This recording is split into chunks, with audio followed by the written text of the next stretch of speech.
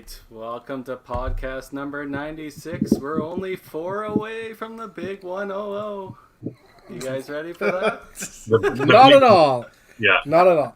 But that music still gets me pumped up every time. Oh, yeah? I love it. Yeah, it's good rocking out music. Am I supposed to get aroused? Is that a thing with that No, music? this is 96, not 69, Tim. Okay. Figure it out. Figure it out. So, as always, this podcast is brought to you by the 5 Pin Universe crew.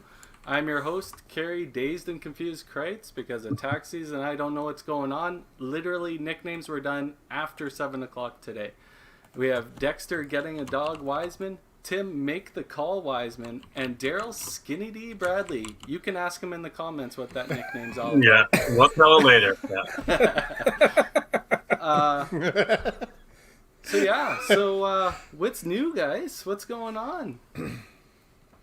I've just been slaving away in an office, so you guys gotta tell me the stories. It's almost gardening season. We're getting an early start to it. Yeah. Yeah. Building pergolas. Yeah, cleaning up the yard. You know what? I actually had some work to do the last couple weeks. Feels great doing some work at work. So I mean, as good as it is to like figure out what we owe people, you know, calling the season over and being like, okay, we got to pay these people back. That's the work you have to do. So that's not great. I'm just saying. Holding on to it and then waiting and hoping to do something and finally just having to make the call. Yeah. So we got that. Brett, I can bowl any day I want. I don't choose to. Brett, that's pretty rude for us Albertans that were flaunting it in Manitoba's face back when we could play the 8-gamer. That's right. Yeah, you were invited. Yeah. Brett. Could somebody block Brett? I heard that's plausible. Put him in Facebook jail. Let's go. We could maybe manage that. So obviously we're 96 episodes in again. I can't believe that this is an ongoing thing. Wow, I had a train of thought and I lost it. What are we going to do for 100? We've kind of got a bit of a brainstorm and an engine going, so I think it'll be a fun show.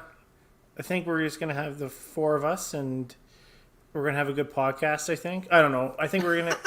I thought we talked about maybe bringing some guests on. That's a good game. I'm trying to be elusive here. Yeah.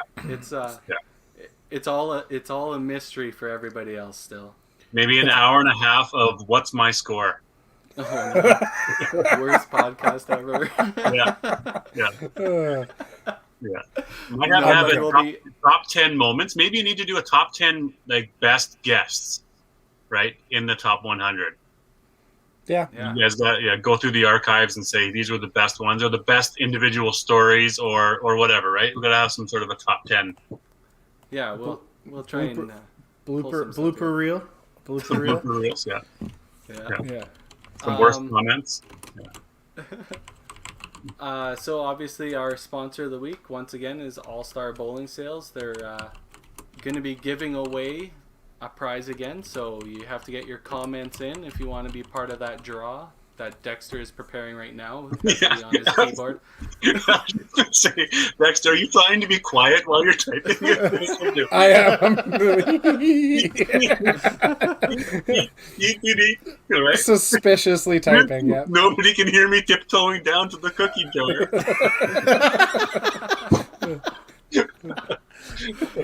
Oh, we all hear you, Dexter. Yeah. Once again, if you want to support the podcast, you can become a Patreon member at patreon.com/5pinuniverse and become a patron for as little as $2 a day. And there's several other tiers and merchandise discounts and all that good stuff. I guess we could bring that up too. So now available on the store at 5pinuniverse.ca. The WCBT is selling merch on our store as well. Made it a little bit easier for them and kept everything in one place, so hopefully it's a one-stop shop for most people. Yeah, I mean, we work so closely hand in hand, obviously, with WCBT. There's a lot of people with both hands in the same cookie jar, and it just makes sense. I mean, all the products are coming from the same place, anyways. So at least putting it all into one place is kind of good for the consumers out there too. Because if you're looking at getting some 5PNU stuff, but you might want to get some WCBT stuff, you can get some discounts on shipping. It'll be all shipped together. You don't have to buy from two different places. So ultimately, I think it works pretty good. We have a lot of people that support both associations or whatever you want to call us. One association, one business that is barely afloat.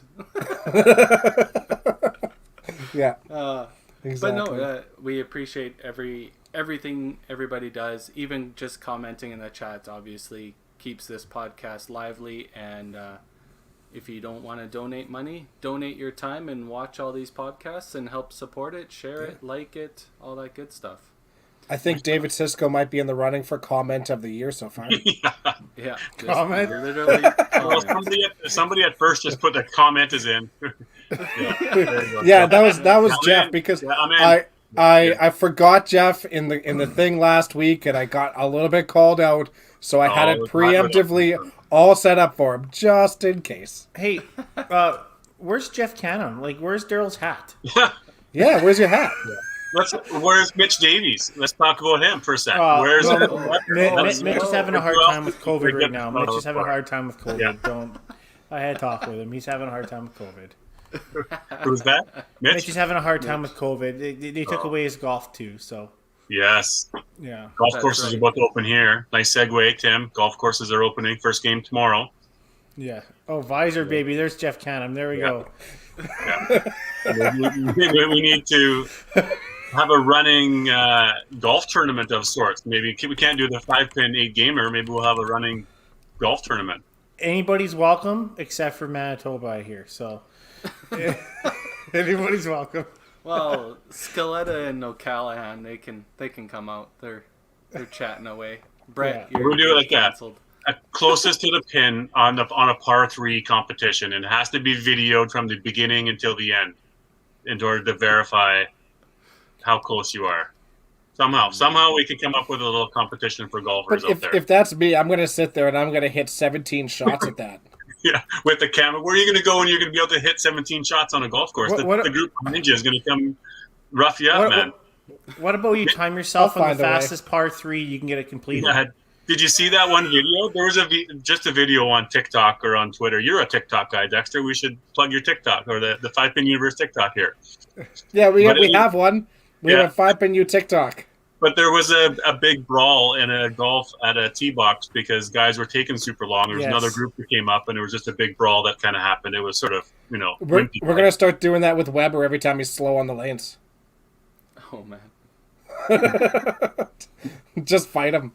Full contact bowling. Who's going to win in a full contact bowling match? What zone will win that? I mean, I think most of the Edmonton zone is rather on the larger side. Those northern boys might win on something there, though. Oh, you're right. I don't think I'd Dustin want to fight. Thompson? Yeah, I don't think I'd want to fight him. Man. He's ready to party. He's ready to go down, man. Barry Oni, I wouldn't mess with Barry. Yeah. Yeah. Well, then you get the southern boys, you get the ranchers and the farmers out there. You get Curtis Deering in the mix, right? Yeah. Yeah, for sure. All right, I think it's about that time to bring in the special guest. So we'll run our all-star commercial, and once again, comment in the chat there if you want to be part of that draw at the end here.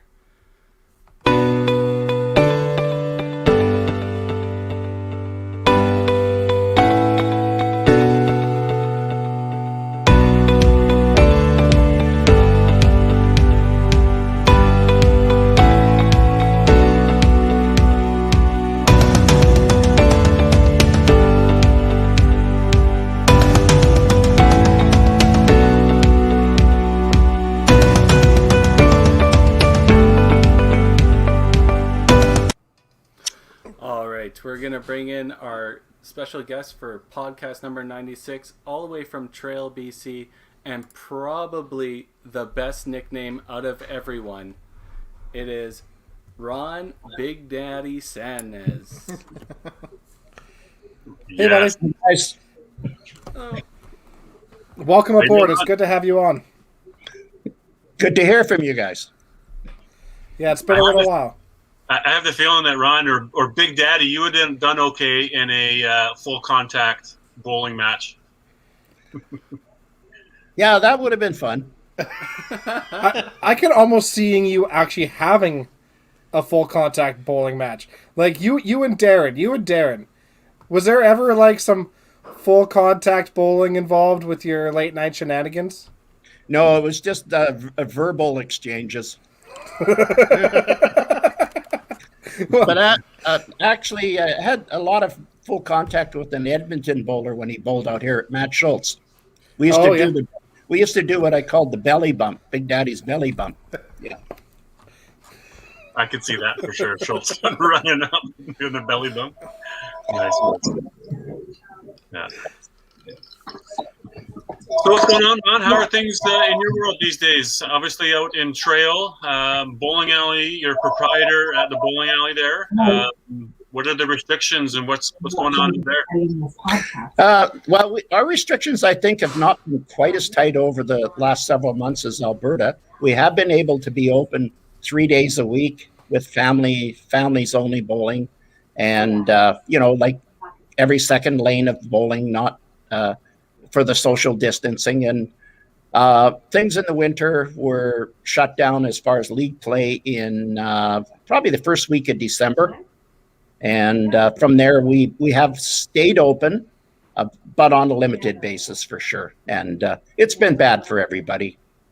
Our province has suffered too big time, and I'm sure you guys have too for sure. And yeah, it's definitely not an isolated thing. It's all bowling alleys are struggling everywhere. That's for sure. But it's nice to hear that you guys have been staying open in some capacity, although knowing full well that families only every other lane is just not enough at all, for sure. We were in the same boat for a little while until they shut us down, and it just that just doesn't really pay the bills. yeah, I think it varies from center to center depending on their financial situation. Basically, guys, Totally. some it's not worth it for them to stay open. The cost of staying open is not worth it. Yeah. Are there other centers in the Nelson and Castlegar in that region? Are they open? Yeah, Castlegar has stayed open until just recently. Nelson, there hasn't been a bowling center in Nelson for a few years now. They've shut down. And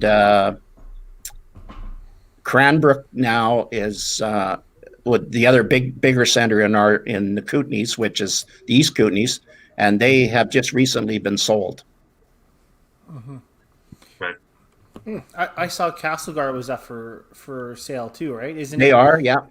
Roland and I keep in touch. He's the operator, Roland Hanley of Castlegar, and him and I keep in touch extensively. And he is trying to sell, and he's been in the business a long time too, and he just feels it's time to get out. And a lot of these proprietors are finding it's hard to stay in the business, emotionally. Totally. I think that bowling alley's got it right though, because how many lanes is it in Castlegar? 6 lanes. 6 lanes, but they have the living quarters above, right? He's got a really, really nice living quarters above. Yeah. It's an ideal situation for young people that want to get into the business. It's been a well-run bowling alley for many years, and you've got your residence upstairs, your bowling center down below, and a really good base of customers in that city too, just like in our city. That's awesome. I was eyeing it up a little, but we're committed over this way. Sounds like a bit of a retail broker here. I like it. Can we send up the link to the oh yeah, for sale? There you go. Big Daddy's getting commissions. Yeah. No, not at all. He's a friend, and I just want to see everybody succeed. So yeah. Now, we were talking before. How long have you been proprietor? You're now 1974. Yeah, February of 1974. I moved up from the island and bought the bowling center, Not sure why at the time. I guess I thought that I didn't want to work for a living, so I thought I'd do something easy like run a bowling alley. Well, you know how that turned out. It must have been fine if you stuck with it for almost 50 years. Oh yeah, yeah. It's a great city, small population city, but really, really solid people and great customers, and Okay. and I had a great wife to support me. So I have to say that because she's in the building. So She can hear you right now. She's watching you. She's got a sign on the other side. Yeah. Where did you start bowling when young? Where did you start playing? Well, I'm almost embarrassed to tell you how I started. I was 12 years old and I got a job as a pin boy at the old Brecken Lanes in Nanaimo. And that's where I learned to bowl. And you know how you learned in those days? You got to set your own pins up and when things aren't busy and go down and knock them down and then set them up again, and started like that. And that's where I started to bowl. Yeah. And got an interest in the game, obviously. The people there that owned the place was a guy named John Britton, and as you know, Ray Britton now, who's done a fabulous job in Nanaimo with the bowling center there, and been in the executives across the country and in BC.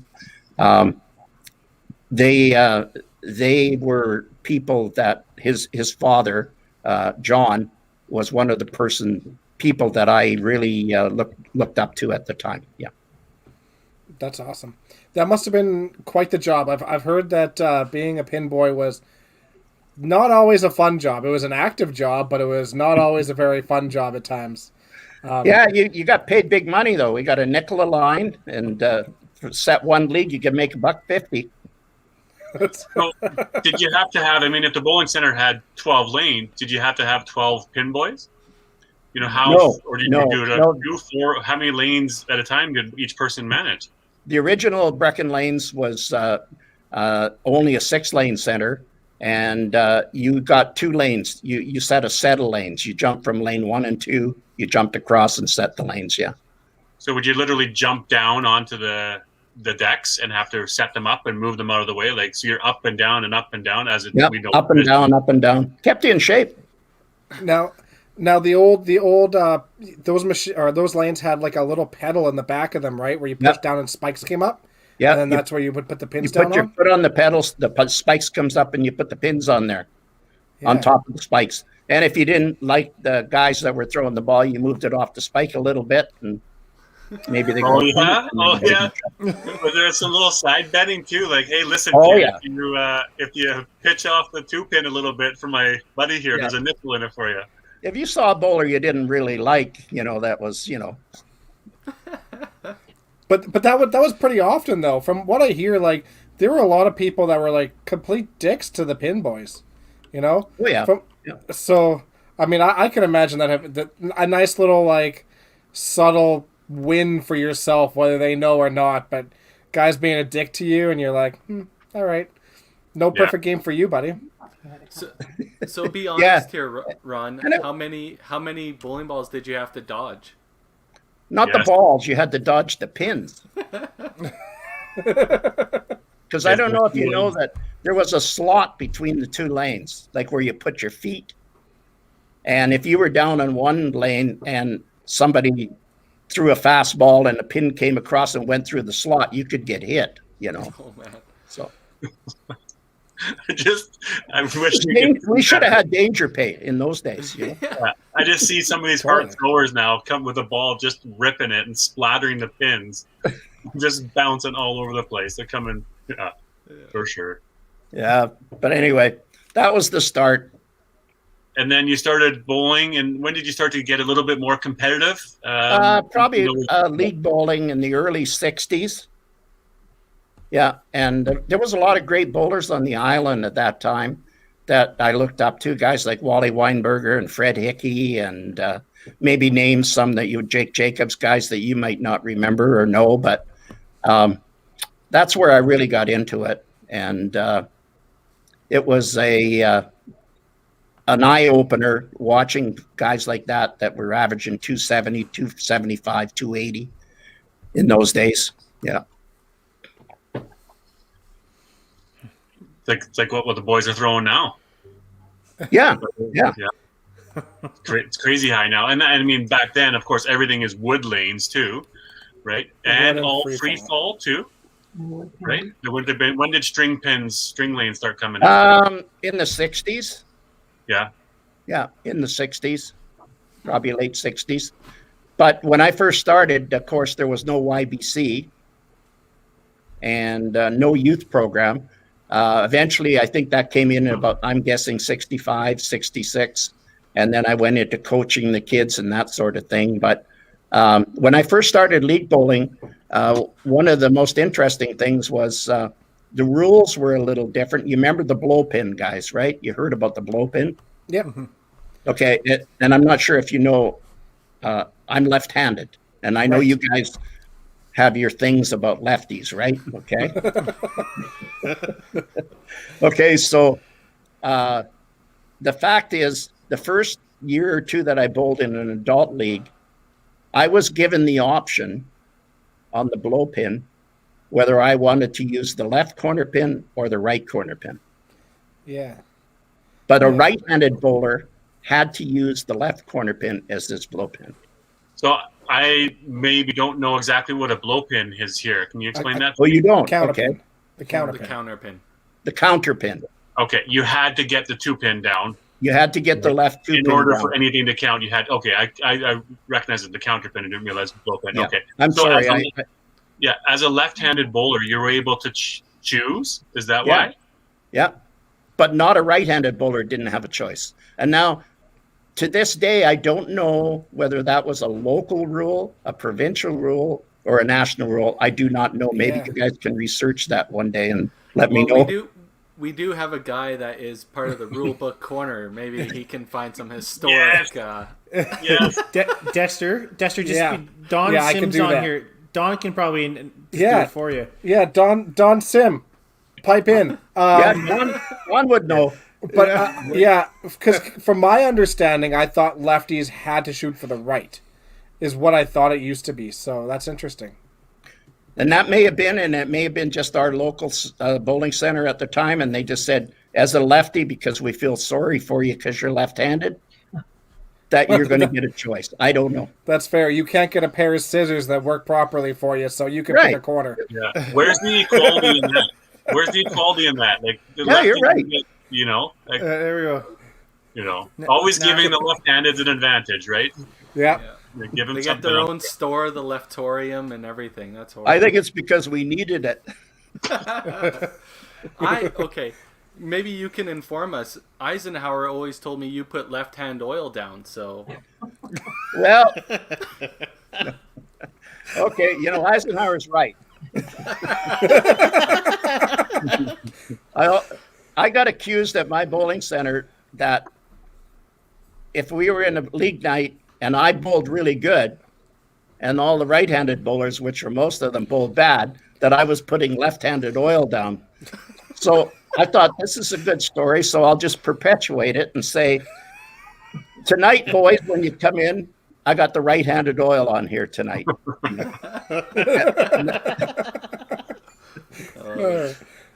I like it. Yeah. It's amazing how often people are accused of that, though, of like oiling the lanes to suit their shot or whatever. And I don't know. You hear people like accuse people of that all the time. I don't think we'd ever do it. We're too lazy to figure out what works for us. Like, no. Good one, Dex. Good one, Dex. Yeah. You sure got them. Yeah. Anyway. What? My last question on the counter pin. What year did that stop and go to? It was. It must have been in the very early '60s. Like it was. Okay. Yeah, I can't give you an exact year, and I don't know again whether it was something that was a national or provincial rule or a zone rule. I don't know. So maybe What Don was the Simpson reception of that? Yeah. 1967 was when the counterpin. Oh, as far as when the counterpin came out, yeah, I would think it was '67, It was, and I think they might have taken it out in the East before they took it out 1 year later in the West. Yeah, Eastern. So counterpin and blow pin was abolished by CBC in '67. Eastern Canada adopts the no counterpin rule, but Western Canada disagrees and opts out of the CBC Canadian Championships from '69 to '71. Yeah. And then Western Canada agrees to abolish it in '71. So '71 was when. Typical Eastern Canada pushing around us Westerners. I know. Yeah, that's something. But yeah, what was the reception to that when that happened? I mean, obviously it wasn't great out in the West, but like, were people happy that was gone, or were they kind of indifferent, or were they mad about it? Do you remember? My memories of it is people were really happy to see it go. I mean, Yeah. I can remember people that actually got a negative score. Crazy. I mean, think about how it helped the game by taking that out of there. Oh Totally. yeah. Yeah. I mean, Good bowlers got it anyway. I mean, yeah, if you're a top bowler, like, I mean, you guys, too, you're gonna shoot 80-90% of your corner pins. Didn't make a lot of difference, but you got people that are just beginning the game, and they wind up with a score of 30 or 20 or 50 or something because they've blown, or I call it a blow, but a counter pin miss 5 times in a game. If you're Dexter Wiseman, he probably misses it like that. So I was gonna say, you had your giant smirk on your face, Yeah. and I was gonna tell you to shut up before you even said anything.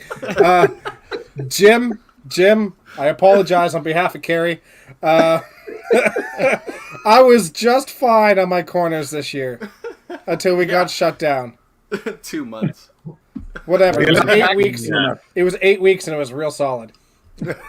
It'd be an interesting tournament is the counterpin tournament, right? A fun, cool. fun event, right? Yeah, you could do that. That'd be great. Yeah. I've always thought about that, or doing like original scoring too. Yeah. Because I believe originally it was like 1, 2, 3, 4, 5 across. Yeah. I never Right. bowled under that, but I remember that. Yeah. Yeah. A couple different versions. That'd be good homage. So then into the 70s, Ron, what was the competitive bowling scene like then? Was there, I mean, obviously the Open, Masters, was there cash tournaments, events? Where did you play to keep, getting your skills better and better? Yeah, cash tournaments. I went to as many as I could with owning a bowling center. You've got other things you have to do, but I remember going to Alberta a lot in the early days, late 60s, early 70s. And when it was at Fairview up on 16th Ave in Calgary, the old Fairview Center there, and competing against some guys that opened my eyes and how many great bowlers there was. Guys like Stan Black, Don Sim, and you name them. I mean, they were awesome, and you learned a lot just by watching them. Yeah. And so in the 70s, when I came to trail, we had quite a few good bowlers in the Kootenays, like East and West Kootenays.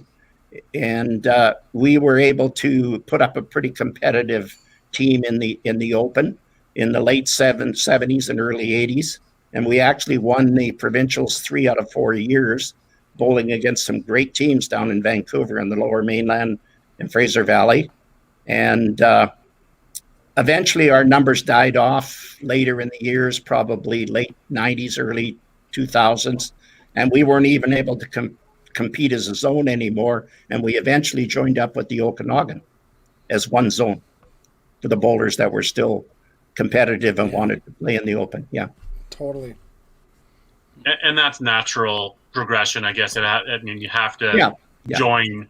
You like you said, you can't be super competitive if your numbers are dwindling. Then what's the point? So yeah, smart of you to join together to do that. So how many Open provincials would you have gone to? Do you have any idea of that? I think it's 8. Okay. You mean for the Open? Yeah. Yeah, for the Open provincials, or I thought that was Open nationals. Oh, Open provincials? Yeah. Oh gosh, no, that's in the 30s, 40s. Probably 30. Nice. Yeah, that's a lot. I don't even know what that number would be. That'd be cool. Tim, we're talking about creating the stat book of an Open provincials, like a A5 provincial stat book.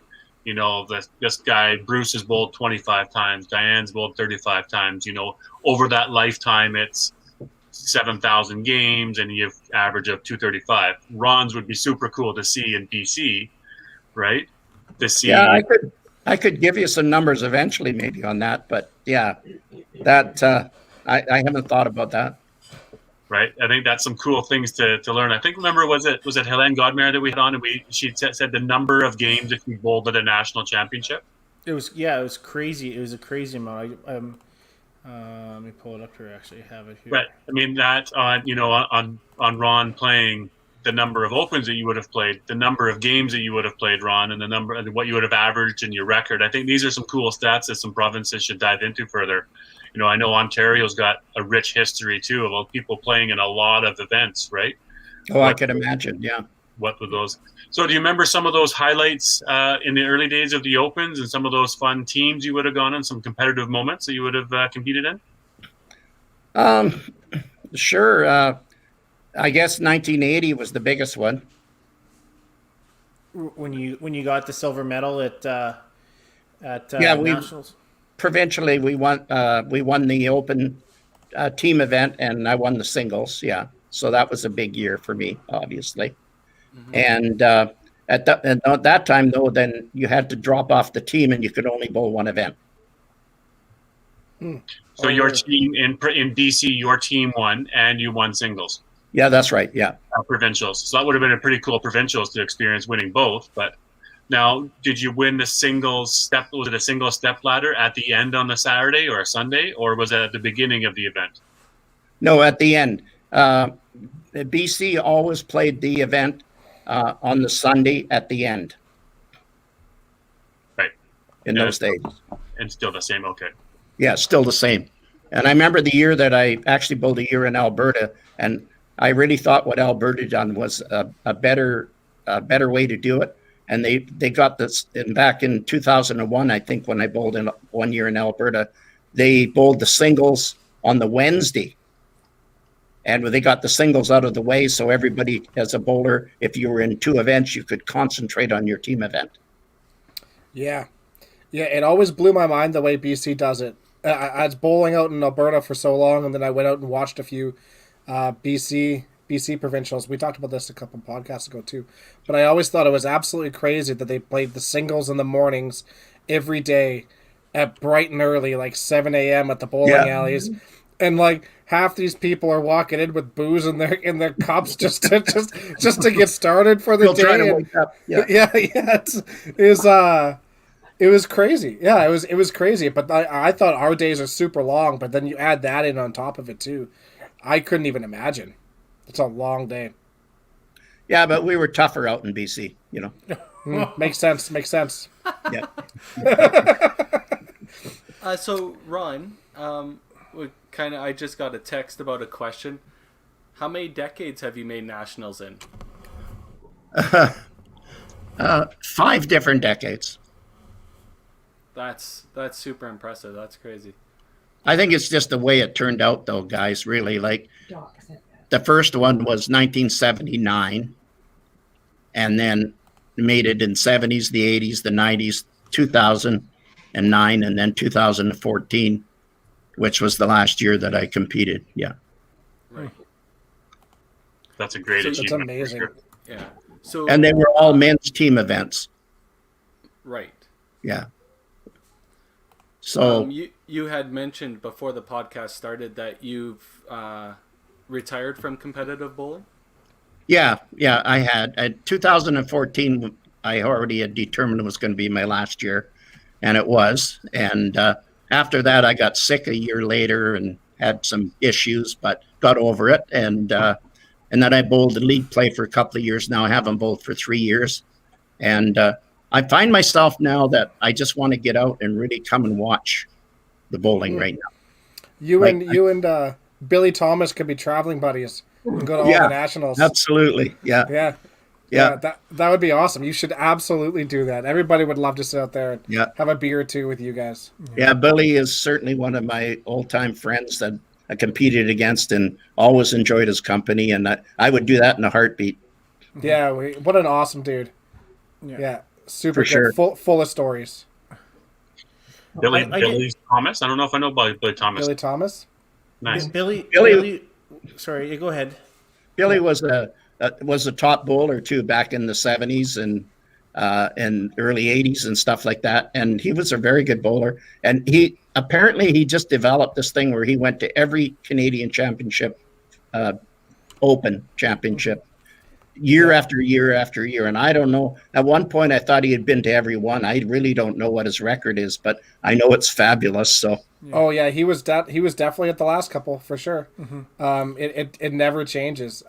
He is originally from Medicine Hat here in Alberta. Then he moved. Is he really? Okay, Yeah. I didn't know that. Yeah. He actually bowled with Diane Violini and the mixed team in the Western Canadians, and he won a couple golds with her. Wow. Before he moved out to the Lower Mainland. So. And Diane, to me, she's a legend. Like, she's just the best I've ever seen in the female side for sure. Absolutely. Yeah. And still going. Yeah, still going. Something we wanted to touch base on is back in the day when the singles, we used to have the national champion in the Open that then automatically requalified for the next year at nationals. Any thoughts on that, guys, on that rule? I mean, if you are a defending national champion, do you get the right to move back to nationals? You still have to qualify and go through the 15-game block and make the step ladder. But what are your thoughts on that? Ron, let's ask you first. Well, that didn't really bother me. I know that happened in 1980 when I played in 1980 against the defending champion. I wasn't aware of it at the time, but whether you had him or you had you were going to have a great bowler to compete against one way or the other, right? You still had to beat him. Mm-hmm. Mm-hmm. And I didn't think about it or worry about it. Like, it was just, that's the way the rule was, and you just went with it. Right. What do you guys think, Kerry? I think it's a great incentive too, right? If you play well and you become champion, you get to go back the very next year. You can plan it and everything like that, and you should have the right to defend. I get re-qualifying, you have a chance to defend again, but I think it's a really good rule. There's a lot of bowling tournaments, I guess, back in the States that do that kind of thing where you automatically get seeded as a speak of it, the USBC Masters. If you win it the prior year, you automatically get seeded into the top 64 the very next year. Or you can play the qualifying again. If you seed higher, you seed higher. If you don't, you get the 64th spot. So I think it's a good rule. But yeah, I think that works really well for singles for sure. And I think back in the day it could have worked well for teams as well if they ever went that route. But I don't think you could do teams now because we just need participation numbers so desperately in everything. And if you do that, you're automatically taking, like, if Central Mins in Alberta goes and wins and goes back the next year, that absolutely decimates your team for next year. Really. Yeah. Right. In a provincial level, I see what you're saying. Yep. Yeah. In the midst of players. I don't know. I'm okay with it. I think it's neat. I mean, obviously, I think the money aspect has to come. Who pays for what? It must be maybe the C5 has to, or Masters, or whoever, if it comes to that seeding, or the WCBT, if the winner gets put seeded back in, how that works. If it's just the singles or as a team, if maybe that's part of the budget, who knows how that works. Obviously, being a national champ, I would like to not have to requalify again. That'd be always a bonus for all of us who've been that way before. That's always a nice way. But yeah, it was really interesting looking back because when I was doing a little bit of a bio for Ron, I noticed that Jim Fedorenko was seeded and then there was no double knockout. So it was an interesting year for Ron that year, and it was an interesting topic to bring up. So yeah, the only thing that I was disappointed that year was having win the men's team event and the singles. Is I would have loved to have bowled in both events. Mm. And now you know how that's changed over the years. Like, there's been years where you can only bowl the one event, and then there've been years where I think now they still allow you to bowl both events if you want to, right? Now they did a few years that was you had to choose which one to play in. So Yeah. Yeah. I would as well support that the singles gets a chance to go back, but they're also able to play provincials on the team, so they can also then go play both at nationals.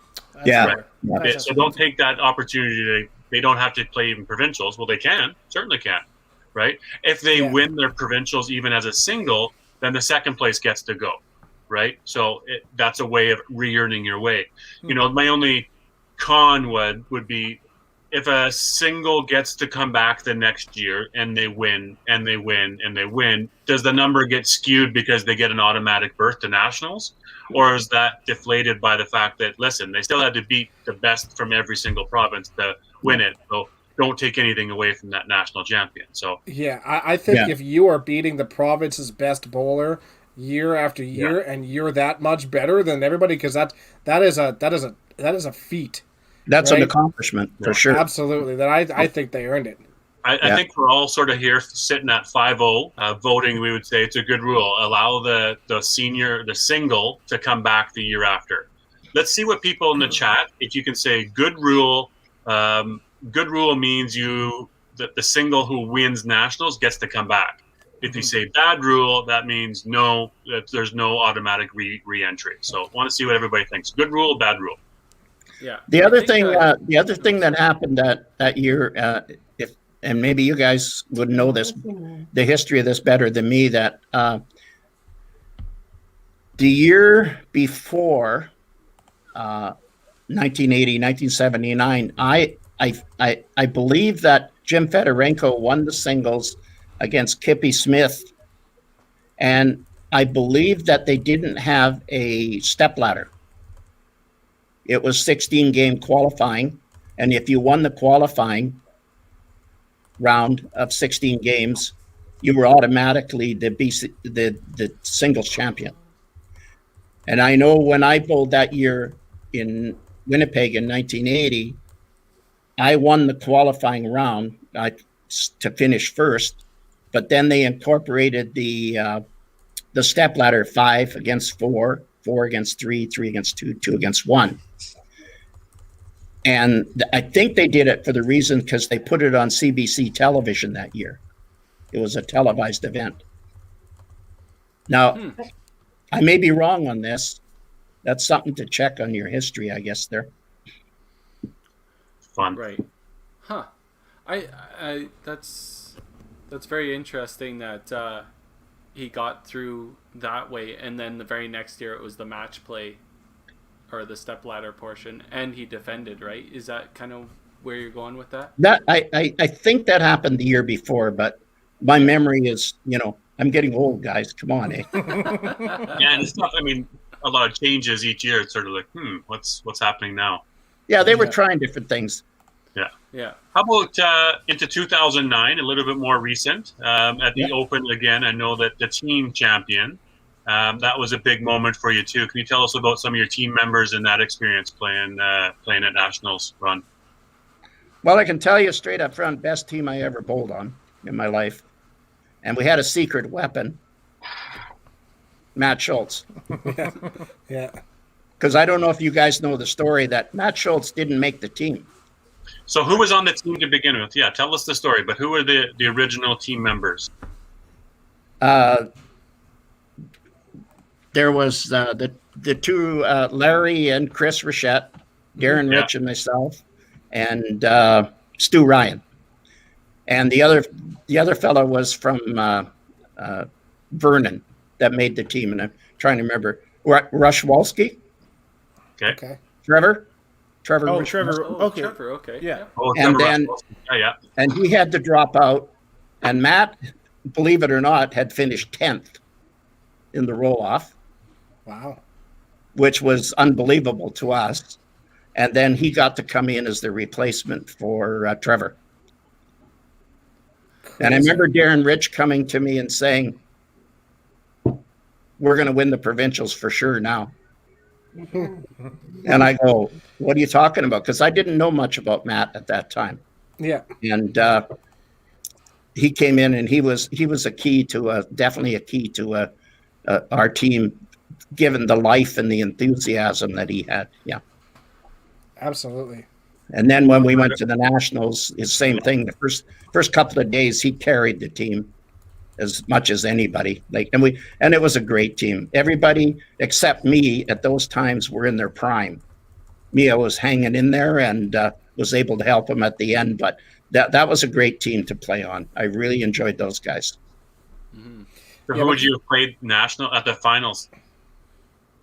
You know, Tim? Well, we finished second. We beat Saskatchewan in the semifinal, and then we had to double beat Manitoba. Yeah. Oh, so you weren't a top qualifier. We were not top qualifier. There was a lot of good teams that year. Yeah, a lot of really strong teams. They beat McKillop and Barber and those guys. Yeah.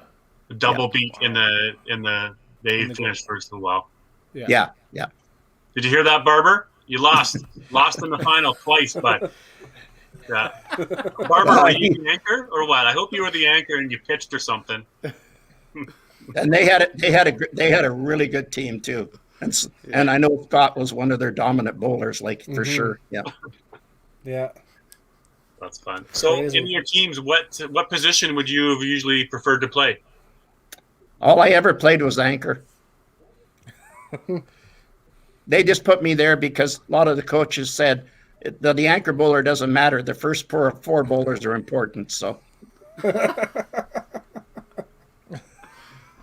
if the match is won by the time it gets to it, they're right. But if the first four guys do their job, why do I have to worry? Yeah. You were like the sacrificial lamb. If you succeeded at the end, fine, you got some credit. But if you didn't, well, move on to the next frame. So. I highly doubt that that's the case, Ron. I always look quite a bit to do with it. You know, you guys know that the leadoff bowler is really important, right? In a team event, and especially the Open. And I always looked at it, the anchor bowler should be another leadoff bowler. So if you're going to be an anchor bowler, you better act on the lane like you are a leadoff bowler to get your team ready for the next frame. Yep, right. I agree. Come off with lots of enthusiasm. Right. And I got momentum. Times. Yeah. If you're struggling, change momentum and throw a big strike. Get the team going. The other guys for sure. Yeah. I was just about to say, Dexter, your computer hasn't fired up today. Did it screw up? Just a little bit. Just a little bit. Yeah. You're fine. You're fine. We got the gist of what you were saying. I like that Johnny's comment. Bringing some humbleness there. Banged out 3 games in a row on the step ladder or something to win the game. So I think I think you had some helping hand and some stuff there, Big Daddy. It's good on you. Then then you bowled in Calgary for a couple of years. But then 2014, the Open Nationals, that was the last one. Was that? You were in, obviously, back in BC for that one. 2014, you remember that one? Yeah, and actually I only bowled 1 year in Calgary. I was out there working for an oil and gas company and administration work and guys that I had connections with in BC. And I kind of residence halfway there and halfway in BC. But I was bowling in the league out there, and we didn't have a zone in BC at the time, like in the Kootenays. So I tried out for the Calgary team, and I still remembered some of the guys. When I went in there that year, Don Sim was still bowling in the league. One of the Ellert brothers was still there. I remembered a few of the guys, and I kind of enjoyed it in the league. So I went in the Open just for a lark and happened to make the team. And that was the only year I bowled, though, because I still had the bowling center. I was going back and forth with my businesses. Yeah. I think I have it. 2002, actually. Was it? Yeah, I was going to say 201 or 202, somewhere in there. Yeah. I have it here. Dexter's really good at putting photos up for me. And there was a young guy we had on the team there that was a rookie, and you know him, right? Adam Weber, yeah. Adam Weber, yeah. He's and okay. I remember saying to myself when I bowled in the provincials with him, I thought, this guy's going to be pretty good. He turned out better than good. I think Weber liked you so much he decided to go for your hairstyle. Oh, really? I haven't seen him. But yeah, Great you had Derek Holm with hair. Yep. And then you had Shelley Struthers as coach. You had Joe Wood. You had Terry Yep. Frickorson, and then you had Colin Keir. Like, you had a couple really great legends there. So Yeah, there was a couple of guys there that were. I know they had been around the block for sure, and they were great bowlers. Yeah. yeah, and I also find it. Yeah, I believe your rookie uniform was was it a French made uniform? Yeah, I can't remember something like that. they were pretty mean to me. You know what? I was looking for it, but I never got that photo. They wouldn't give it to me. I guess they respect you enough. We got some good photos otherwise though. Uh-oh. Well, if I find one, I'll send it to you. Perfect. Tim will hang it above his bed. Yeah. All I know is I didn't bowl very good out there anyway in the provincials. So Oh, okay. That's a great team though. Yeah, like you said, some legends there, right? Mm-hmm. Colin, Joe for sure, right? And now you got Adam and Derek, absolutely. And then who did you play with at 2014 on the open team there? yeah, that's a good question. Okay. Darren was on that team, and we actually we had a substitute come in on that team, Mike Warren. Oh, nice. Got a Nice. chance to bowl with Mike because one of our Stu Ryan had dropped off the team. Yeah, Right. Oh, okay. yeah. You must have got silver that year. No, we did nothing. We just yeah, we should have had silver, but we didn't bowl well. Our team that year, we just didn't click. Yeah. That's a pretty common thing for Stu though, right? Well, in that time period, Stu dropped off quite a few teams, I think. He did, yeah. But I mean, kudos to him. It was always usually for good reason. Like he's definitely was very committed to being a good father and supporting his daughter in her dancing and stuff like that. So I understand making those decisions, but tough, especially if you want to be competitive. So you just go out and compete and drop off a team. But yeah, interesting. I think it was a hard decision for him. Totally. Yeah, Okay. and he is a really, really good bowler. Like so much talent. He's got a lot of talent. And anytime he dropped off, the team that he dropped off of, they sure missed him for sure. Yeah. Totally. Yeah. I don't know how good you can be if you can't even afford your own shoes, but Yeah. Hey, And balls, doesn't it? you know what? You know what? That was Stu always, baseballs. do you know what Stu always said about that? He says, "Why would I wear my shoes when the shoes that I'm getting from the bowling center, those shoes know the lanes?" Yeah. And he's superstitious too, because he can't. Whatever you give him is what he wears. Yeah. He will not return them. You could give him 2 sizes too small. It doesn't matter. It doesn't matter. He will wear them. He will not return them.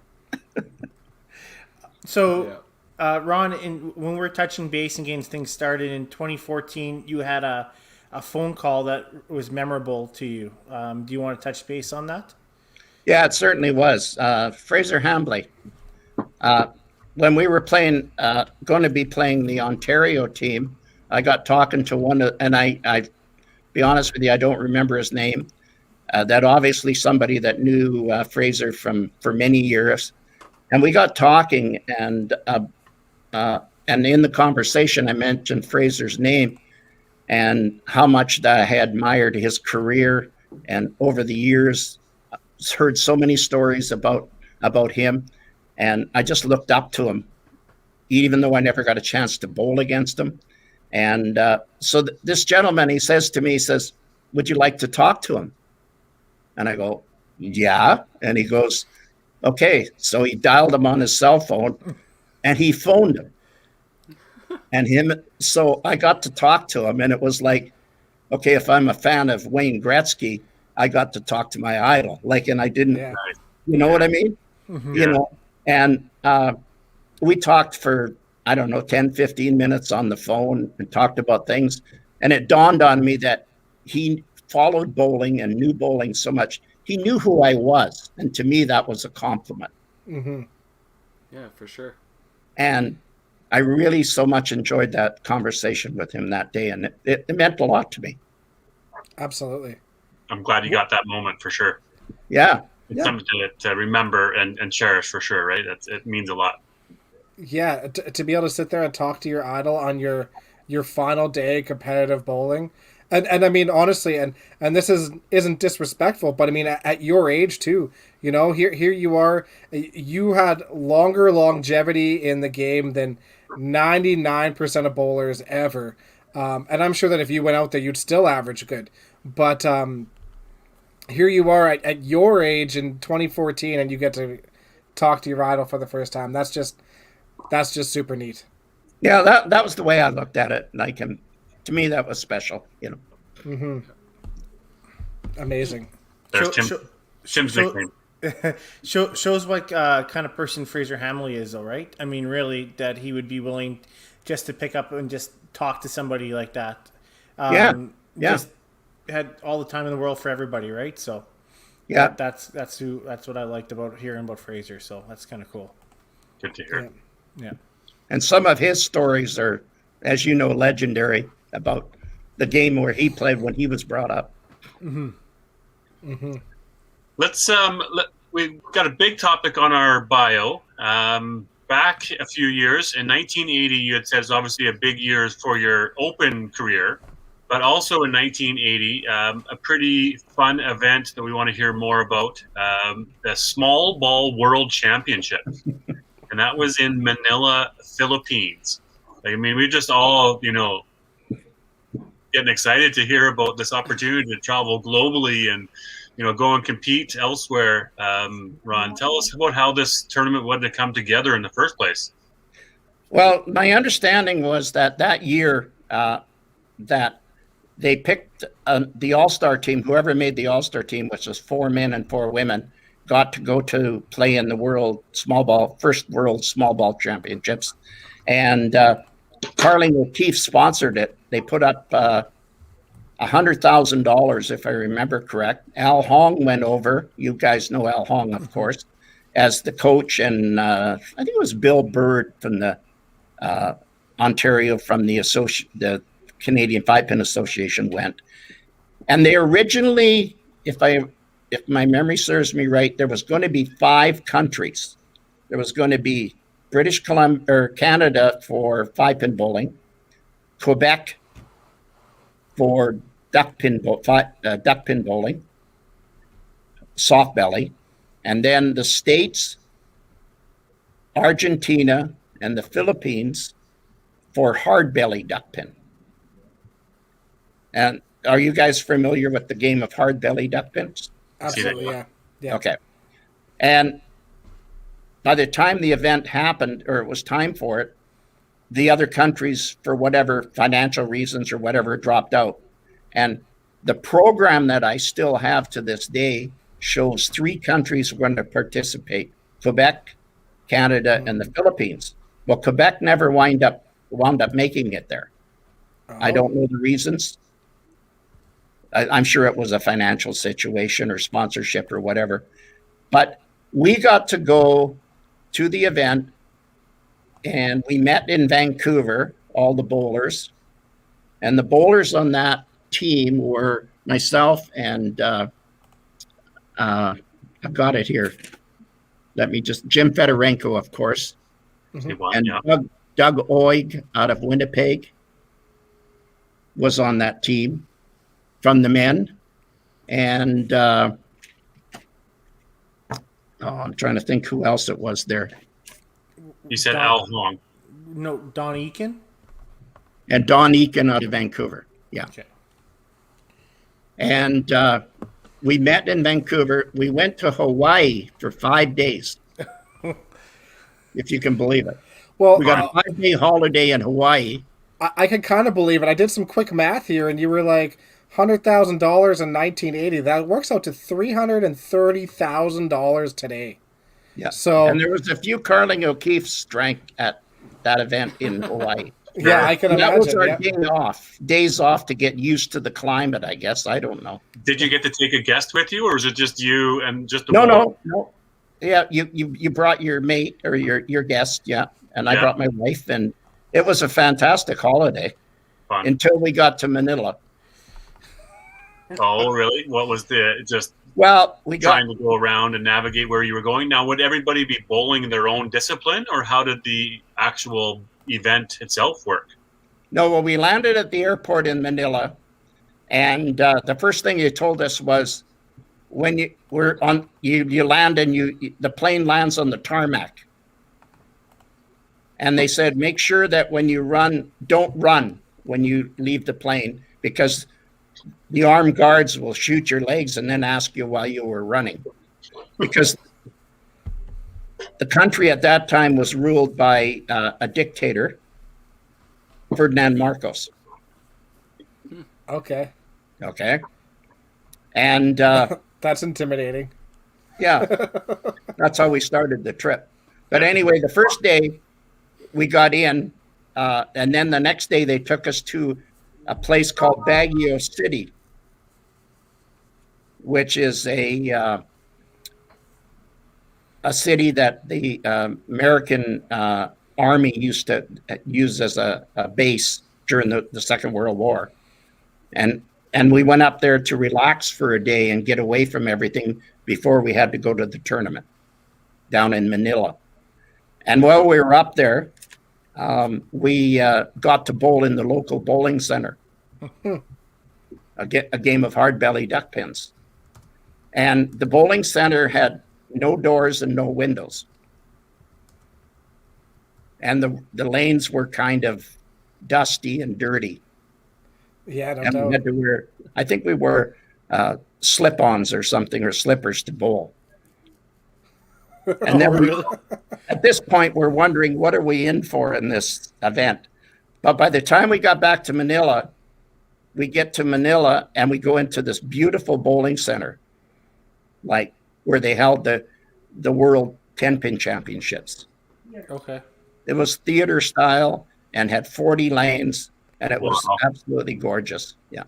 Do you have photos of this? I hope somewhere. In Yeah, I the do. I've got a lot of stuff there from there. Yeah. You'll have to get a hold of Tim or get a hold of those and try to get some photos out of that someday. Yeah. And they had to send, so it turned out only the Philippines against Canada. So it was Right. 5-pin against hard belly duck pins is really what the tournament turned out to be. And they had to have the equipment or the pins set over from Canada. And we Right. had to use the balls that they used in that country for hard belly duck pins, which were a little bigger than the 5-pin ball. In those days, we didn't have personal bowling balls. Right. Okay. Right. Yeah. So when the first day we went in for a practice round of bowling, the local team, the Philippine team, was practicing our game. And they had the pins set up because they had to use pin boys for the 5-pin, and they used the machines for the hard belly duck pins. They had machines. Mm-hmm. But they had the pins set up with the 3 pins, the 2-pin, the 3-pin, and the 5-pin were set off spot. So, interesting. Were they trying to do like? They didn't know how to set the 5 pins. They didn't have the space between the 3-pin and the 2-pin and the 3-pin and the head Right. pin. They were trying to do like in 10-pin style 1, 2, 3, 4, 6 sort of thing. Yeah, I in guess those that's what it positions? would be. Yeah, Yeah. yeah. So Huh. we walked in and we got introduced to them, and they told us how easy our game was. Yeah. Well, yeah. I would think Yeah. so. We line them all up together. So we wondered if we could play the same way, but then they got told how the game was supposed to be played. You know, that you got to have the separation between the 3-pin and the head pin and the 3-pin and the 2-pin. Yeah. But it was kind of funny. But at the end of the day, it turned out to be competitive enough between the two countries to, like, we had to play one game of hard belly duck pins, and 1 game of 5 pins.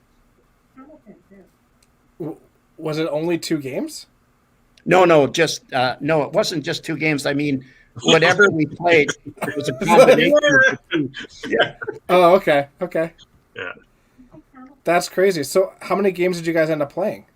Well, quite a few. There was a team event and singles, team event and singles, and it was over 3 days, and it was like Oh, nice. 8 hours a day with the ladies event, the men's event, singles event for ladies and men's. Yeah. That's awesome. Now, was there good crowds and local people that came to watch and support? And was it anything, filmed, or was it how? They had it on television 8 hours a day, every day, on their national television. Yeah. Yeah. Wow, that's awesome. There's some Filipino archives that we need to go diving in somewhere. Yeah, somewhere out there. But the people there were so friendly, so nice, and those guys were good bowlers. Like, we had to actually figure out a system where we had to give them a handicap because the scoring on 5-pin was 450 and hard belly duck pins, it's 300. Right. What a neat experience. Now, why did it stop the year after? Do we have any knowledge of why this stopped? I mean, obviously, it's the dollar value of sponsors that we send, but I'm assuming that's the answer, right? There's, cash from a sponsor and 100 grand that you said put up. I mean, that would have been tough to continue. Yeah, I wonder if there was any money that came out of Carling O'Keefe, if they made any money on it or not. They might. Yeah, I don't know. Didn't. Yeah, I don't know. And I wonder if when that final year, if there's only 2 teams that end up going, I wonder two countries that end up going. I wonder if that played into O'Keefe's decision to sponsor that. Mm-hmm. If you're looking to try to get more international exposure, you're hoping to hit the States and hit Argentina and those places. But So yeah. how did we do? Exactly. Did you win?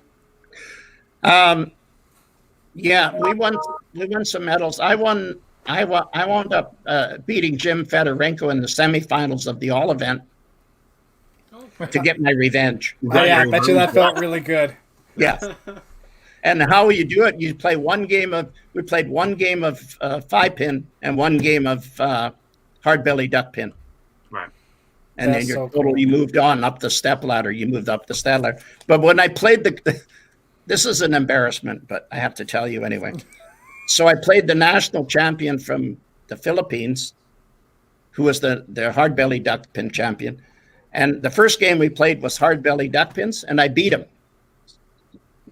Okay? Yeah. So You're probably not happy. I'm a lock right now. I'm a lock. I've got this thing won, right? Well, guess what happened? He beat me scratch in the 5-pin game.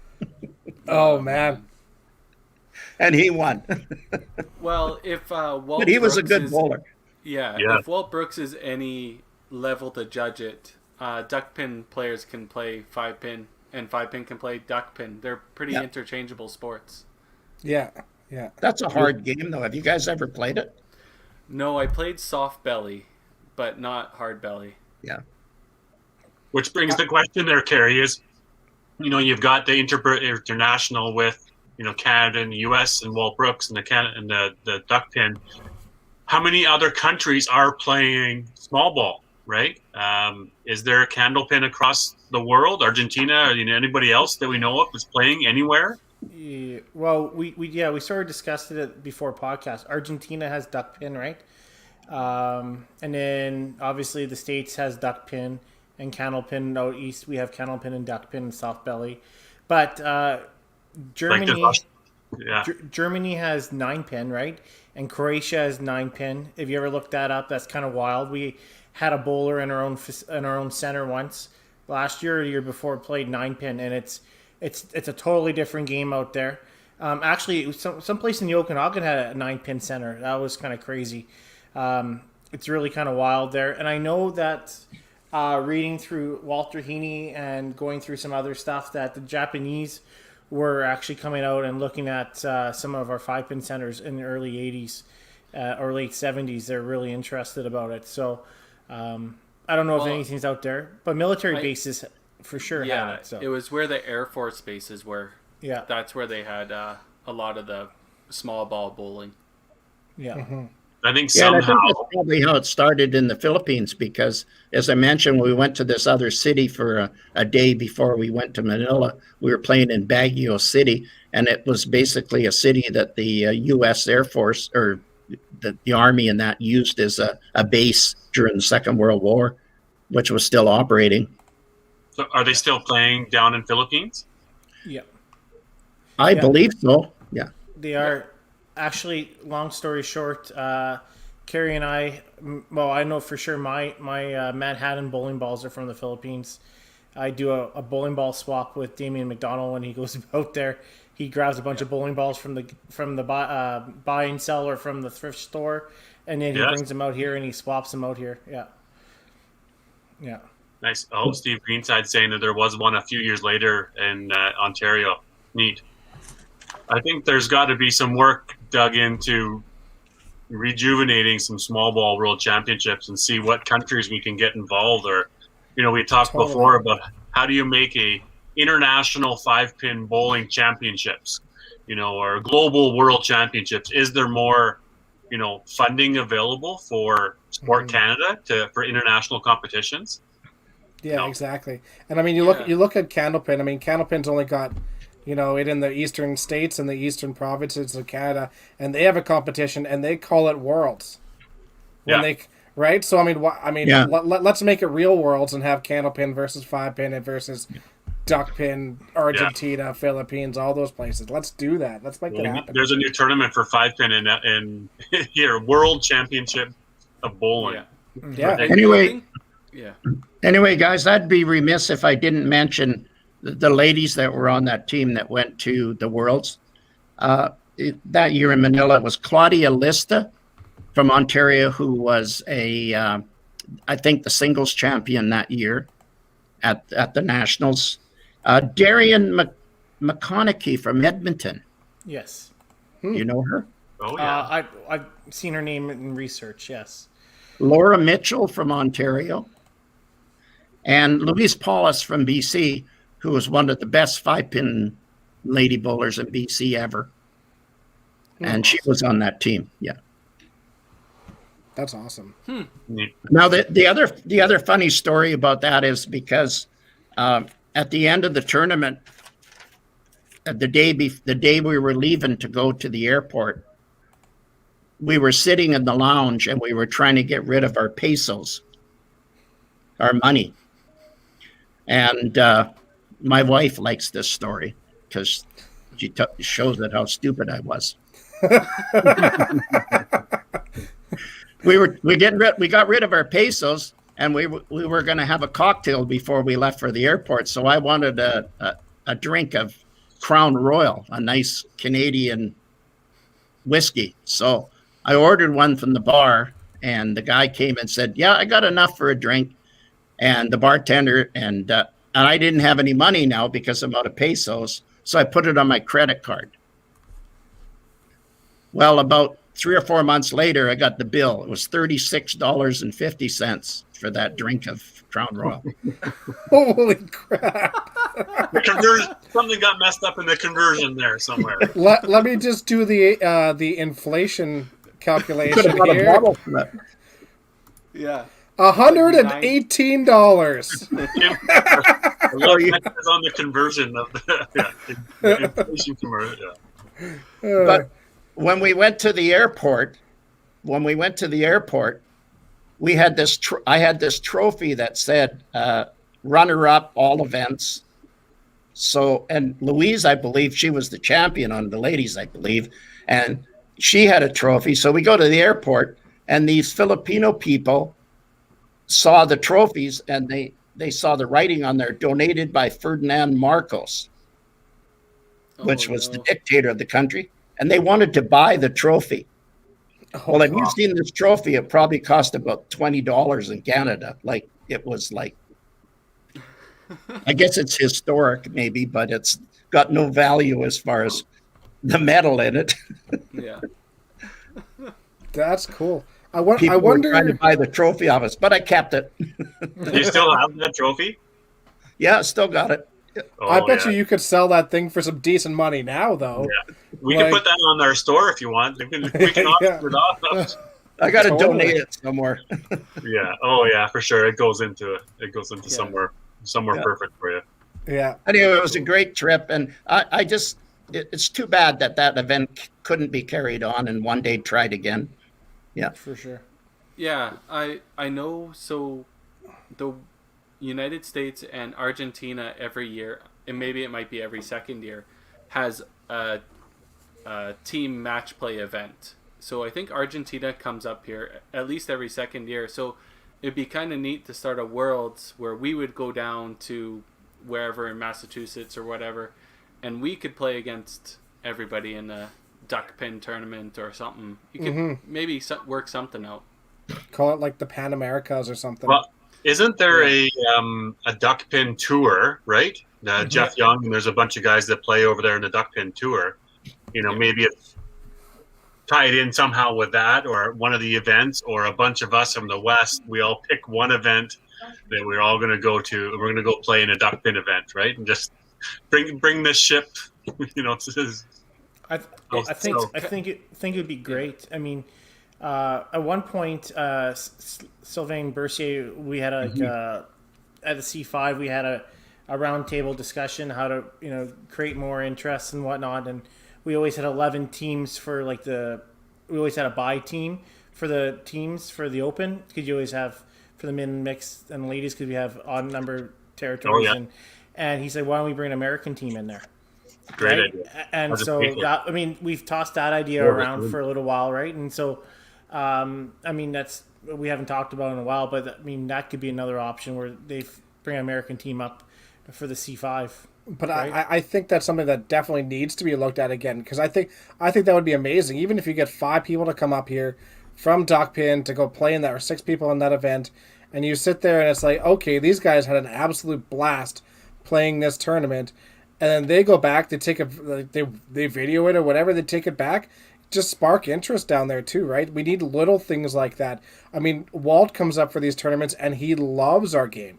He loves 5-pin, and he is at the very, very upper echelon of the Duckpin Tour. He's like top 5 ever, really, from what I remember, right? So, and he loves our game. So it's stuff like that. We need to get exposure, and that's a great way of doing it. Yeah. Well, Is there nothing West Coast? Sorry? Is there anything West Coast? Like, I know the duck pin's more East Coast, right? So 10 pin. Yeah, it's kinda all East dominates. Coast as far as I know. Yeah. Yeah. It's kind of funny because Kathy kind of mentioned until somebody wins and then they'll get pissed. Sylvain Bercier won their big event, their $10,000 event the one year. So there has been Canadians going down there and making good money. I think it's pretty all-inclusive from what I understand. They want just as many competitions as we do, right? It is now. It is now. Originally it was. I think Nathan Cooper's one, Connie Ward's in their Hall of Fame. And I think, honestly, the group of them, where they moved, a bunch of them, they befriended each other. We used to go up to Jeff's place and go up to Neb's, and now they go back down there. I think it's turned out to be a really good mix of people, where it's at the beginning, I think it was really tough. When the people everything to do with the lane is still the same distance. the balls are still the same. The balls are pretty much the same. Yeah. It's really just the size of the pins and the separation of the pins. So you should be able to adjust and figure out the rotation and the ball movement, and the scoring obviously is going to be different. It's going to take some learning, but yeah, the players that are on our tour likely can adjust well. The hard belly duck pins, as I remembered in the Philippines, was the balls were a little heavier. They were I think 3 pounds, 12 ounces, but some of them they had there went up to like 4.5 pounds. And I can remember trying to change my style and going from a 3-step backup to throwing a 5-step hook ball. And the hook ball, throwing a curve or a hook, worked better on the pinfall than, you really don't throw a backup ball with the old the style that we used as a finesse ball, throwing a backup ball in 5-pin. It worked better throwing it more like a 10-pin ball. Is what my recollection was to throw at the and more speed. Yeah. That's what Walt's always said too. Is that speed is important, but the thing that makes that he thinks that 5-pin bowlers would be way better at it than duck pin bowlers coming to 5-pin is that we are far more accurate. So, that's what he said. No, So yeah. you could quote me. So I think that's a big part. And he says mix. You need to have good rotation on your ball, and that really helps a lot with it. So speed, rotation, accuracy. So it really translates well to our game now as opposed to the game back in the past, for sure. Now, here's the question. Tim and Dex, can you guys hook up and get some candle pins? And then you need a pin boy at the back to set the pins. I mean, you guys are... I have candle pins. Yeah. Do you? Let's see some trick shots with some candle pins here, guys. We already have trick shots with candle pins. Dexter has been too lazy not to load it, though. Oh. I haven't seen you load them either, Tim. I've been busy working. Working where? Yeah. Anyways, cool conversation regarding the Small Ball World Championships. Ron, thanks for sharing that with us. I know what a career highlight that would have been in a few years ago, but to be able to go to something so big and so the Philippines is very cool. For sure. Thank you. Yeah. Let's chat a little bit about the time you've obviously spent. We talked earlier about you being a proprietor. Since 1974, you bought the Trail Lanes. We were talking earlier. Do we know any proprietors that have owned their bowling alley or managed their bowling alley for that long? There was a couple that we brought up. Who was it? Arnie Rollins. Yeah, he was 1973. Wow. Yeah. Well, I knew a couple in BC that have been in their family even longer than I was. Mm-hmm. Some of them have maintained it in their family for sure for even more years. One is in Vernon. Vernon has had a family. When I first came in, the guy who has it now, his father was the original proprietor. And I remember that. And even in the Nanaimo, Ray Britton, who owns the bowling center now, has a really nice bowling center and has done a lot for 5-pin bowling for the island and for BC in the administration side. And as I mentioned, when I first got started bowling, his father owned the bowling center. So, and they built a new bowling center in the early 70s. I think they've been in business for over 60 years. Yeah. Wow. How long has the Sandersons owned Toppler in Calgary? Do we know? 25 years. 25. Yeah. But I mean, Nebs is a good example too, right? That's been passed down generation to generation because, I mean, Tom's owned it forever, and obviously Jeff's involved, but it was Jeff's grandpa, Tom's dad, that originally built them all, right? So, yeah. I think that's important. We need to have the families keeping doing it. The only thing I can think of is close is Bonnie. I mean, even though they don't own it, Martin and his dad ran Bonnie Doon for how long? Yeah. Right.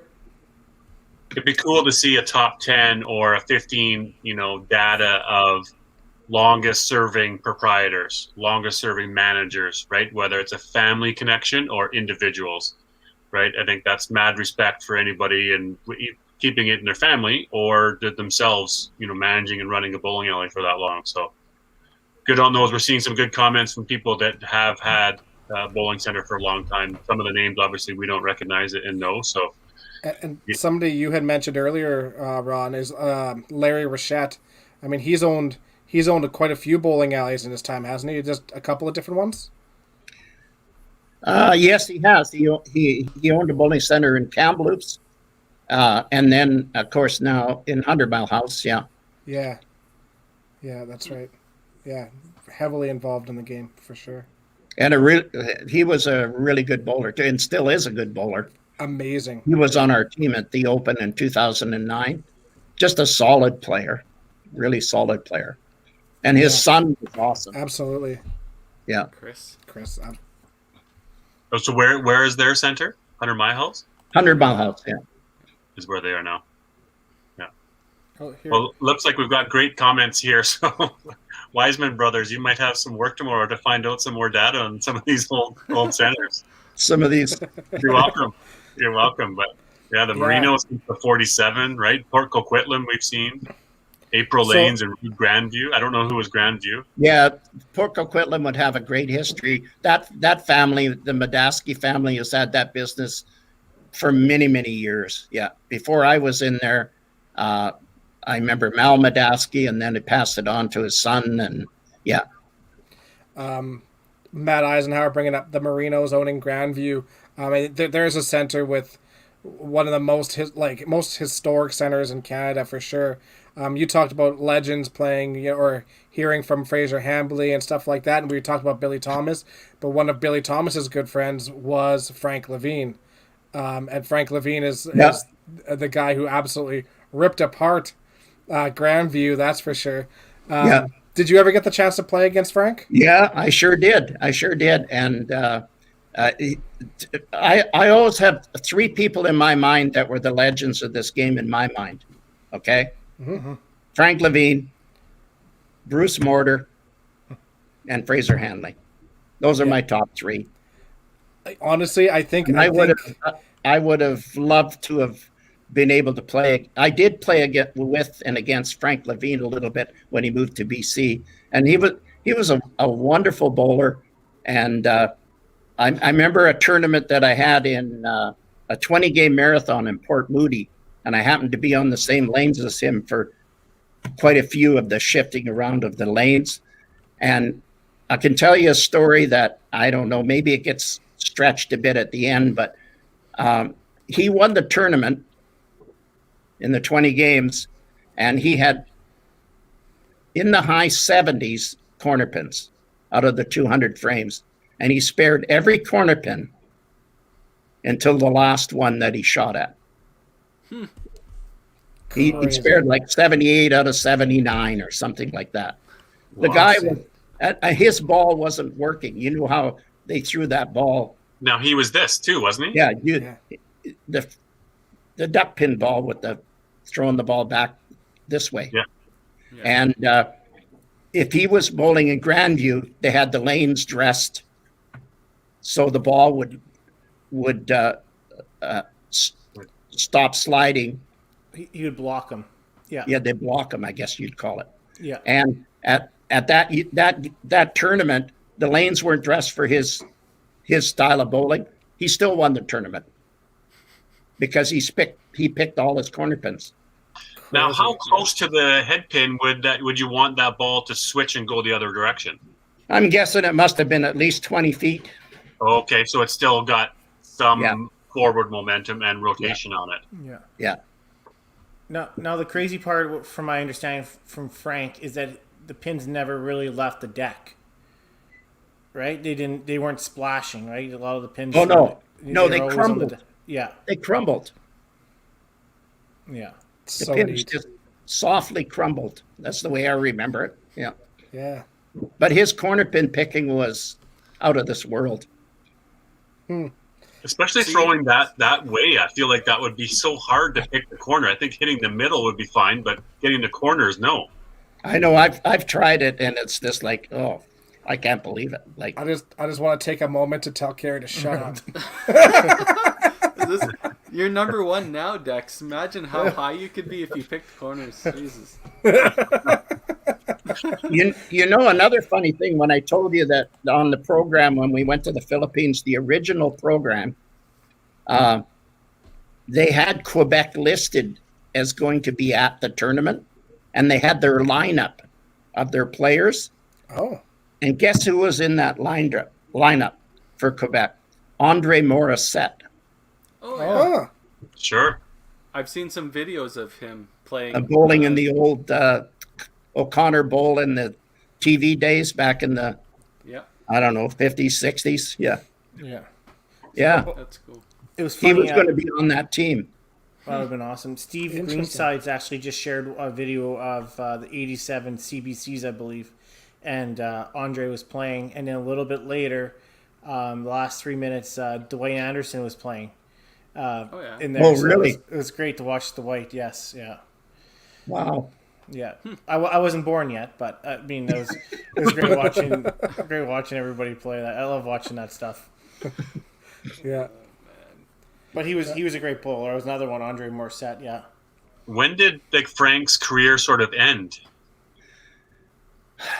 Well, the year in 1980 when we won our Kootenay team won the provincials and they won the singles, Frank was the coach of the Lower Mainland team, and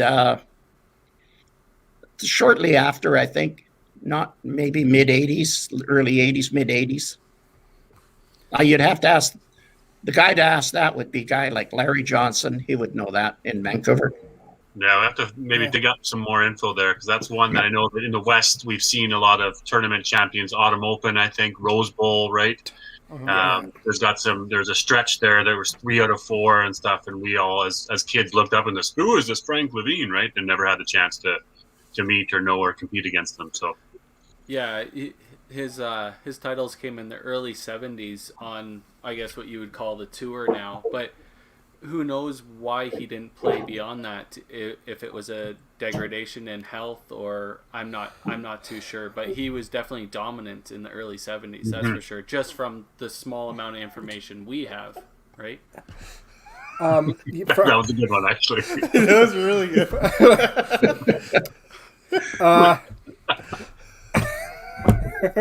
Poor Johnstone. finally annoyed by pinball.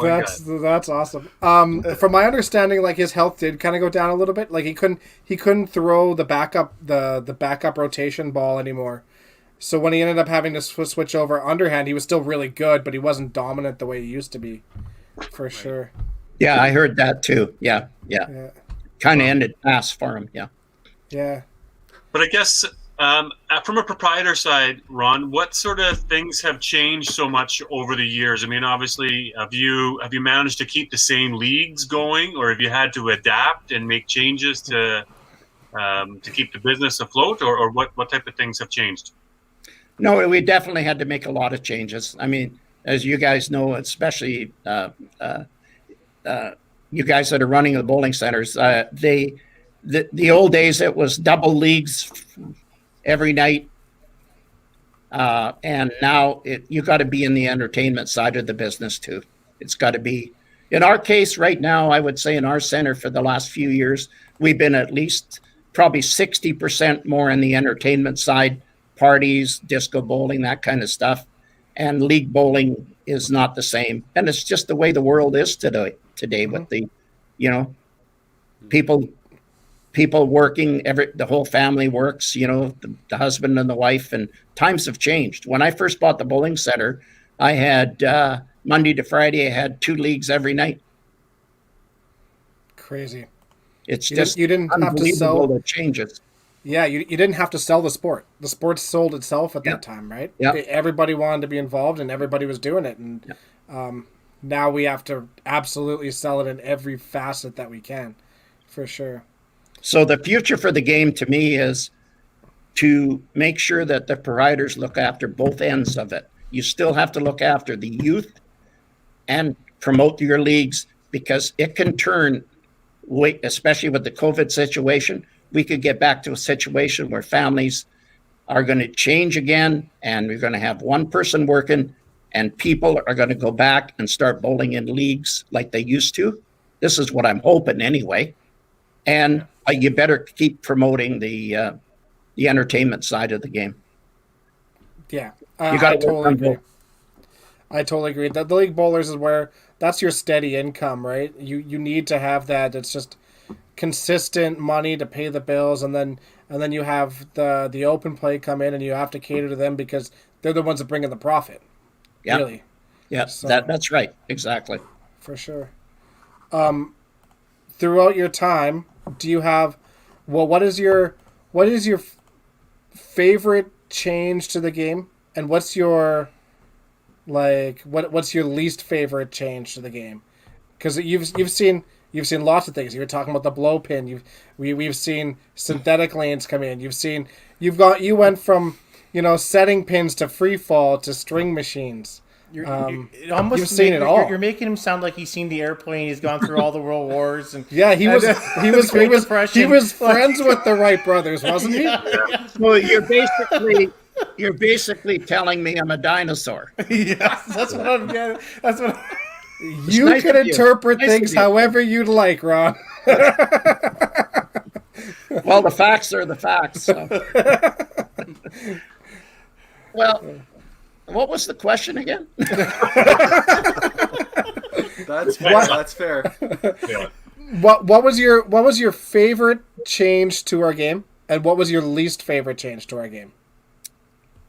I don't think I have a least favorite change. I think all the changes have been good, like progressive.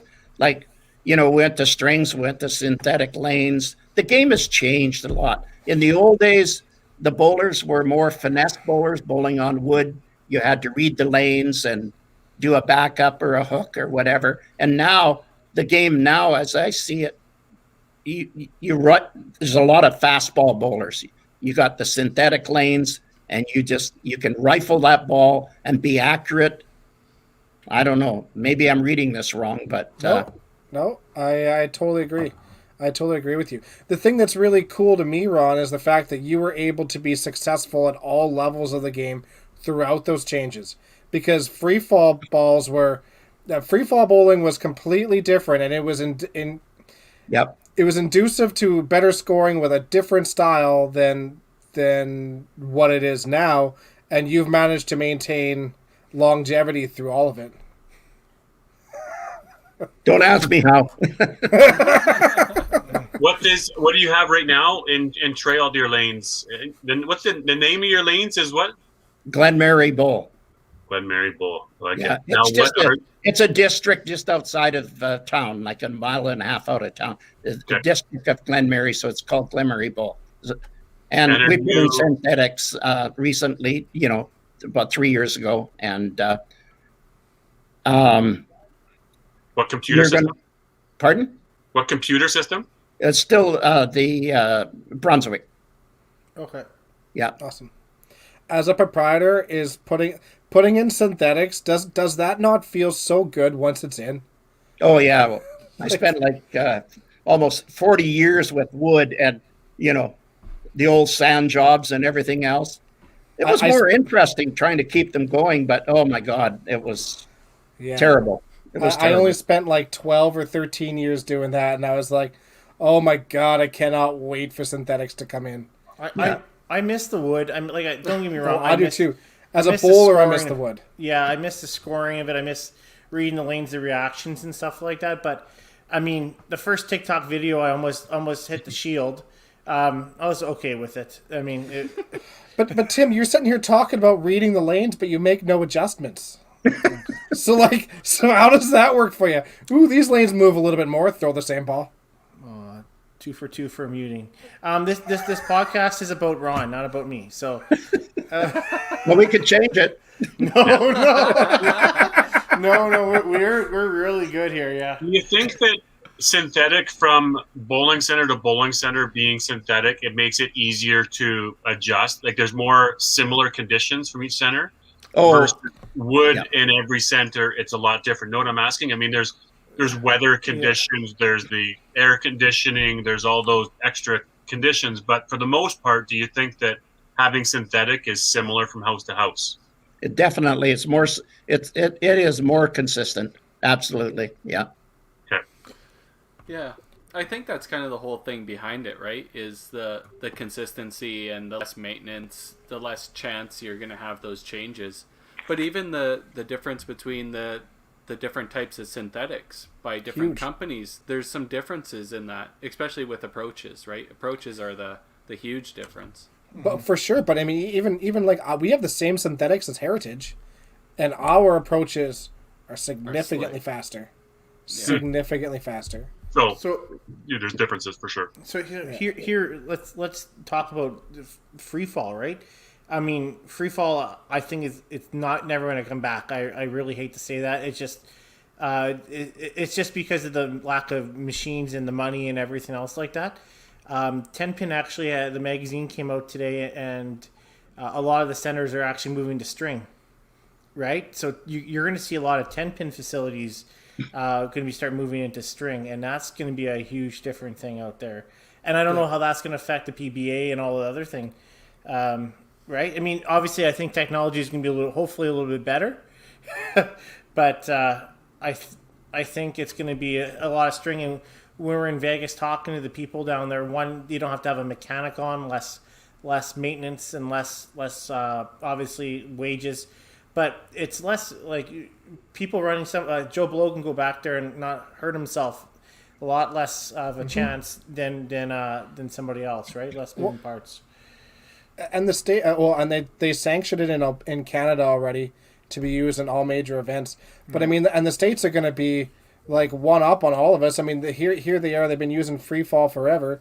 But in Canada, we've been using strings for a long time, and we have all these 10-pin machines, convertible machines, already built and already really well made, super good for maintenance, last forever, automatically fix their own tangle, stuff like that. So, I mean, the states could flip over in a heartbeat and already have everything built for them. It's awesome. Yeah. The thing, too, is I don't know if you'll ever see it on the PBA, like on the TV shows, because there's so much money in it. They'll literally set up 2 lanes in an arena just to have the TV show. But I think your qualifying and stuff for that for the main tour could be on string. Yeah. Because if all your bowling centers move over for the financial responsibility, it makes a lot of sense, right? Mm-hmm. Has anybody watched the string bowling on 10 pins? I've never seen it. Where I played it, yeah. it works okay with the strings on 10 pins? Yeah. Yeah, it's for the most part, yeah. You don't really notice, like, obviously for a casual player playing on it, I don't really notice much difference. But I mean, I haven't seen it on like a live, like professional use it. I haven't seen a whole lot of difference. Yeah, so I don't think it was a regional event for the tour, but they did hold like a cash tournament down in the States, I think in St. Louis area. And a lot of the pro bowlers that played it noticed they got like trip 10s a lot more because the string would pull the 10 pin over. So you didn't get the below 10s and stuff like that, but they said it wasn't not much drastic difference, right? So, Which is really what you're hoping for, yeah, right? Yeah, you don't want variance. Yeah, exactly. I mean, sure, they may be a little less happy about how. I mean, the bowlers, I'm sure, love getting that trip 10, but at the same time, 10 pins worked at the professional level to almost reduce scoring because it's crazy, right? With the different pinfall or the different patterns and stuff like that. So I'm not sure if that's something that they're super enthused about, but they could always fix that with the oil pattern, right? They could just make the oil pattern tougher, and then you won't be getting pocket hits anymore. You'll be crossing the face, right? So 10 pin has a lot more options that way. So I don't think 10 or string will kill the industry. I think it'll actually help it, but yeah, agreed. Don Sim had a good question. Any BC centers with 17 inches? You know of, guys? Not that I'm aware of. Yeah. Not me neither. No. Yeah, I can't think of any. There's only a handful that we know of across the country anyways, right? So Yeah. Tim, you one of his personal stats. Now, it looks like you might have had a good little block here, and in some of those scores. What were those, Tim? The perfect. You had a perfect game. You had one, yeah, and sanctioned, and a couple in public. But let's see, what were the other ones? My triple was 11-21. Yeah, which was done locally at my own bowling center. It's pretty big too. 1376 block, which again was in our four game Masters League that we had. I didn't really ever keep track of any 10 game or 8 game or any of that thing, so I don't know what that would be. Mm-hmm. And my highest average was 275, 2 or 3 times around 275, 274. That's awesome. Was the perfect game on free fall or string?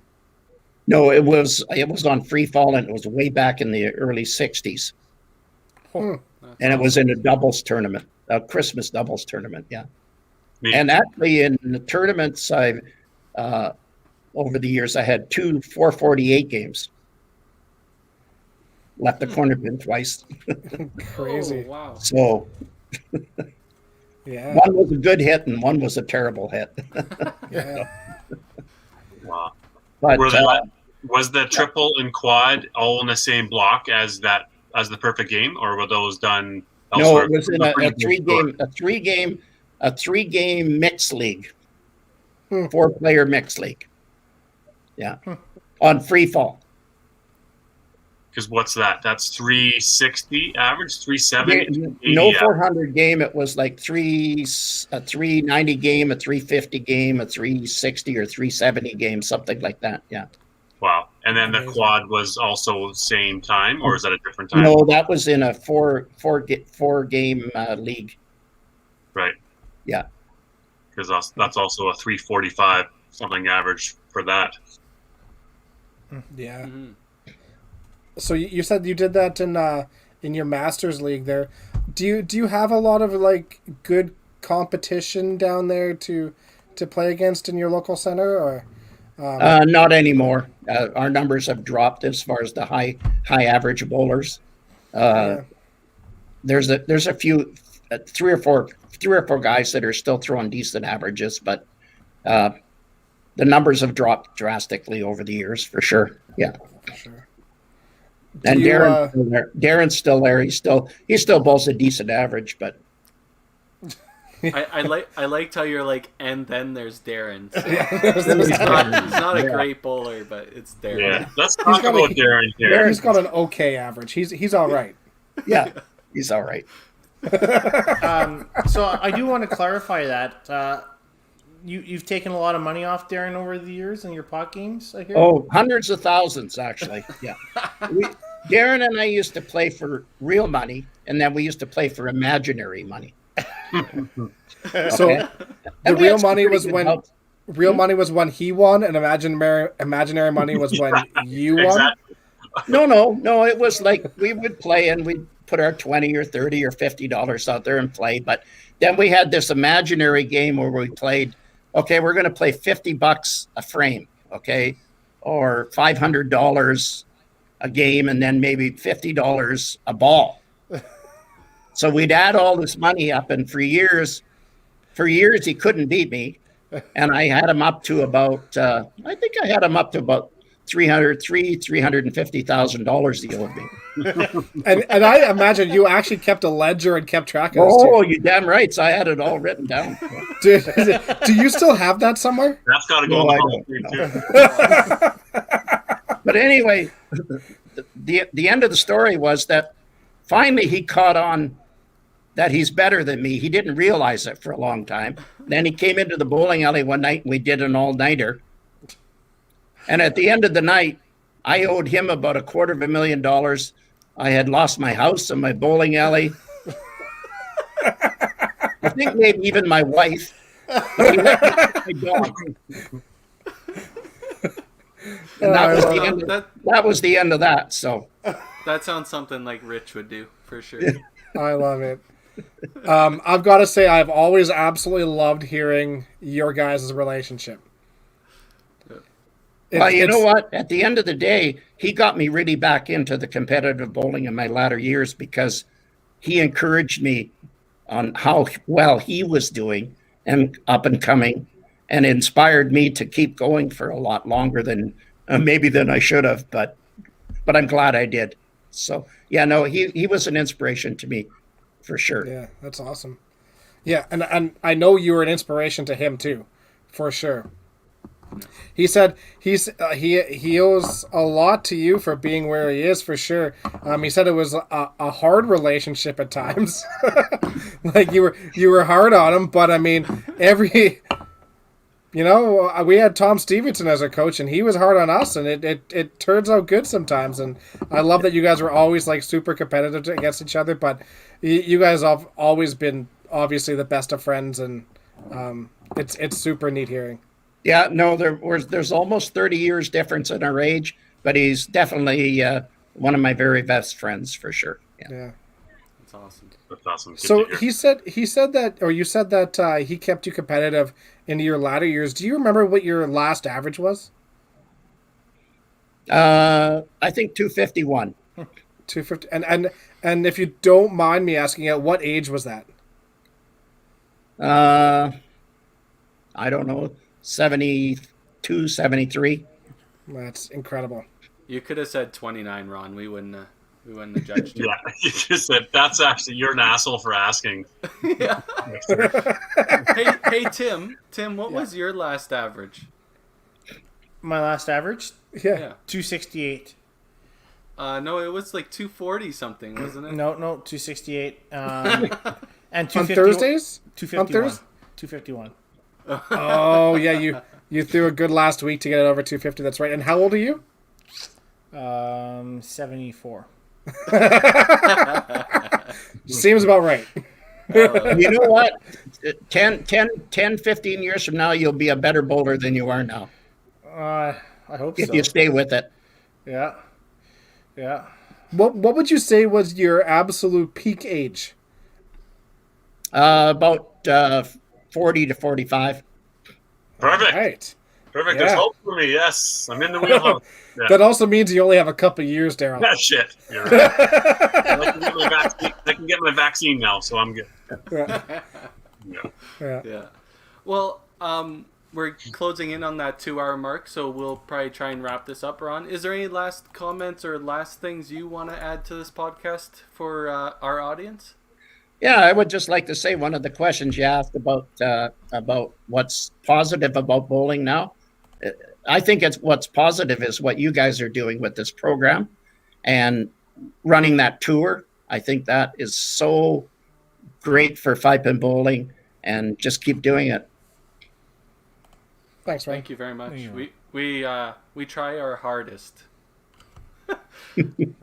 As much as that goes, like obviously we know the Wisemans are on a shutdown, stuff like that, but they got a lot going on, and we try and bring what we can for bowling, especially for Alberta being shut down, but for the rest of the country, bring people in like yourself, a large part of BC history, and we hope we can keep getting people involved and keep this thing going. I hope you can too, and I think you will, because you've got the right attitude. So keep going.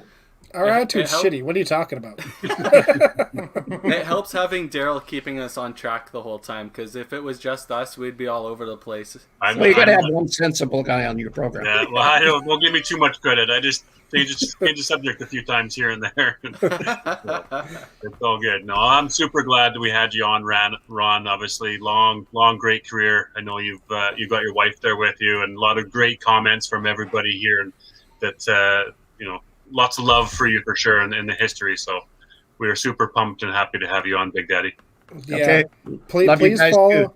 Take care. Please follow in the same steps as Billy Thomas there and start showing up at some of these tournaments, because I'd really love to have a beer with you again. See you guys. Okay. Absolutely. Awesome. Okay. Thanks, All right. Ron. Thanks, Ron. Really appreciate it, buddy. Bye. Thanks, man. Well, that's awesome having him on. Like I said, we kind of talked there a little bit earlier. I think the last time I actually seen him was Regina a few years ago, and there may be some pictures out there. If people scour Facebook, they might be able to find some. I don't think we should be able to share them here, but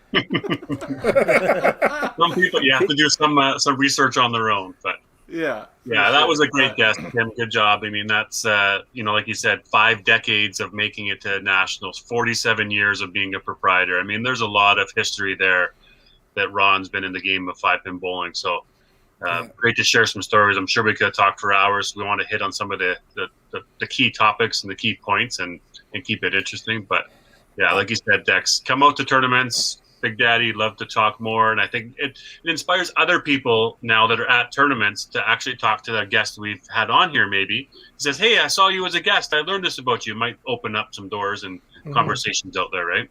I tell you what, I feel super grateful that we got to know him. I mean, even at our age, like, going to Scottsdale and whatever, and getting to getting to know him out there. He was always a person that we absolutely looked forward to talking to every time.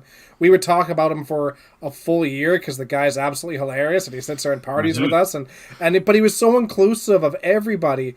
And you see all these people in the chat from people in BC who have known Big Daddy forever and have absolutely loved the guy. And it's awesome that, we got to meet him for a couple of years out of Scottsdale, or 10 years, and he instantly one of our favorites, always. Yeah, look forward to seeing him again out there if he decides to travel to the events, even just to watch. If he's not competitive anymore, he'll still be amazing. Yeah. Yeah, absolutely. Tim, who do we got? Yeah. Next week we got Don Betts coming on. So Don Betts from Ontario. Well, now he's in Nova Scotia. And we have a couple more stones in the fire for the next ones. And then the 100th one in, I guess, 3 podcasts. Nice. Right? No, 4 podcasts. 4 podcasts. 4, yes. Well, we're still thinking of great things to do. If anybody has anything they want to add to it and stuff like that, ship it off to Tim Wiseman. He's got nothing better to do. So It'll go into it'll go into the junk folder, but you know what? Yeah, for sure. Well, only if you're from Manitoba.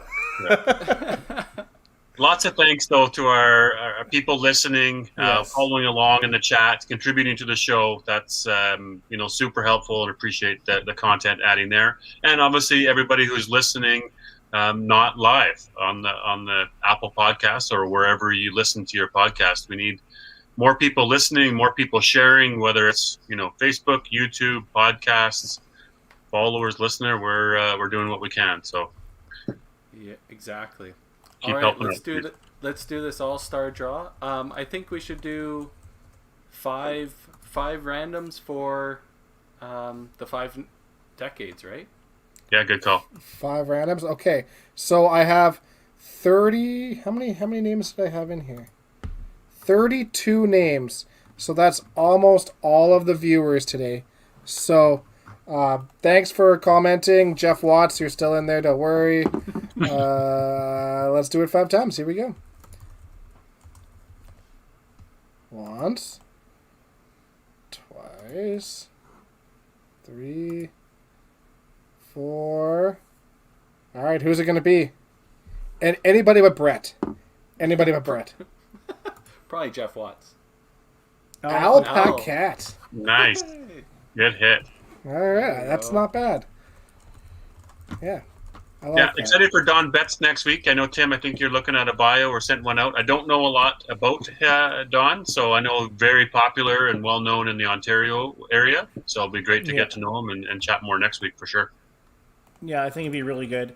He won the KG in '87, and I knew that. And he's obviously tops. He ranked him 7th all time in '05, so Nice. He'd be really good. Yeah. Good. Perfect. All right. Well, we'll see you all next week, guys. Thanks, everybody. Thank you, See you, guys. Chris.